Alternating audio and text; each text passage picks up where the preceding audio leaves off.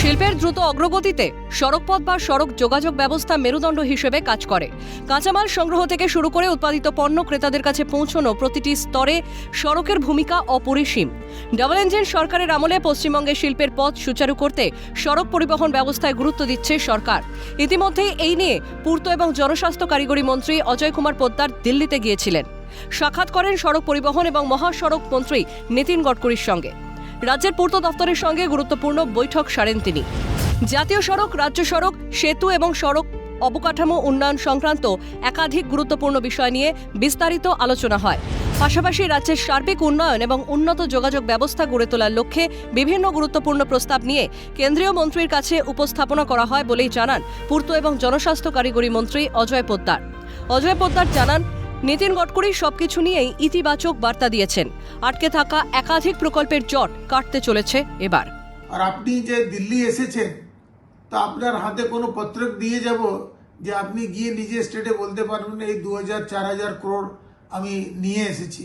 বাকিটা তো বড় বড় প্রজেক্ট ছিল, রিং রোড ছিল, বড় বড় ব্রিজ ছিল, গঙ্গাতে আন্ডারগ্রাউন্ড টানেল ছিল 6টা। তো তার যদি আমরা অ্যামাউন্টে হিসাব করি তো it will run into the 2 lakh crowds. তো পশ্চিমবাংলার জন্য একটা বড় ইনস্টিংক্ট, একটা বড় পদক্ষেপ, পশ্চিমবাংলার উন্নয়ন শিখরে চলে যাবে।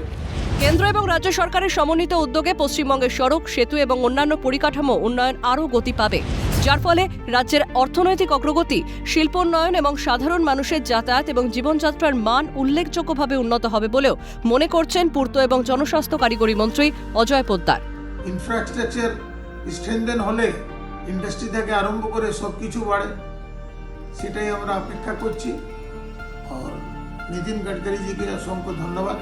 একাধিক বিষয়ে আলোচনা হওয়ার পাশাপাশি অজয় কুমার পশ্চিমবঙ্গে আসার জন্য অনুরোধ করেন নীতিন গডকরিকে।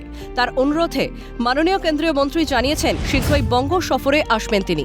নন্দীগ্রামের সেতু উদ্বোধনে সামিল হবেন। সঙ্গে রাজ্যের একাধিক গুরুত্বপূর্ণ সড়ক এবং অবকাঠামো প্রকল্পের শিলান্যাসের উপহার দেবেন। মাননীয় মন্ত্রীজি খোলামেলা হিসাবে রেডি ছিলেন সবকিছু দেওয়ার জন্য। আমরা যা চাইতে একটা লাইন বলেছি, উনি পূর্ণরূপে বলেছেন সব দিয়ে দেব। এইরকম আমি মিটিং কোনোদিন জীবনে দেখিনি। আমি বললাম আপনাকে পশ্চিমবাংলায় মাটিতে পা রাখতে হবে, আপনাকে আসতে হবে।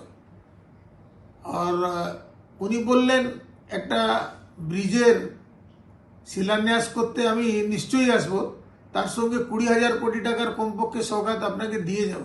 রাজ্যে বর্তমানে জাতীয় সড়কের নেটওয়ার্ক প্রয়োজনের তুলনায় বেশ কম। তাই আগামী 5 বছরে মুখ্যমন্ত্রী শুভেন্দু অধিকারীর নেতৃত্বে রাজ্যে এক বিস্তৃত হাইওয়ে নেটওয়ার্ক গড়ে তোলাই সরকারের মূল লক্ষ্য। রেশমি দাসের রিপোর্ট, ক্যালকাটা নিউজ।